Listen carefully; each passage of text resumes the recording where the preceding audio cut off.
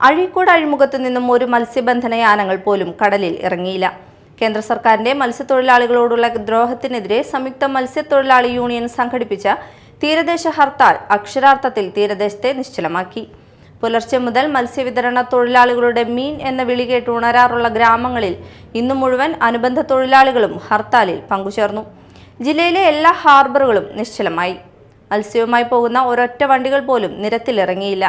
എല്ലാ മീൻതട്ടുകളും അടച്ചിട്ടുകൊണ്ട് മത്സ്യം ലഭിക്കാത്ത ഒരു ദിവസമായി ഈ പ്രതിഷേധം കടന്നുപോയി. ബുധനാഴ്ച രാത്രിയോടെ ആരംഭിച്ച സമരം വ്യാഴാഴ്ച വൈകിട്ട് 6 മണിയോടെ സമാപിക്കും.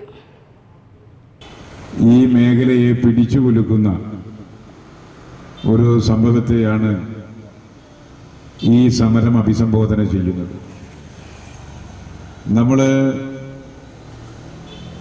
90കളിൽ ആരംഭിച്ച ആഗോളവൽക്കരണം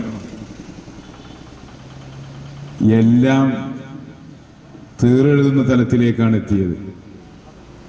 നമ്മുടെ കര പൂർണ്ണമായും വിദേശ ശക്തികളുടെ കൈകളിലേക്കും വ്യാപാര സംവിധാനങ്ങളെല്ലാം അങ്ങോട്ട് സഞ്ചരിക്കുന്ന സ്ഥിതി എത്തി.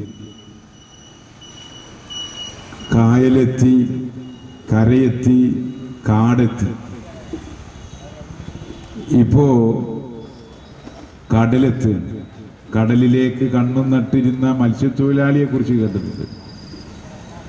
കടലിൽ പോയ മത്സ്യത്തൊഴിലാളി തിരിച്ചു വരുന്നത് കാത്തിരിക്കുന്ന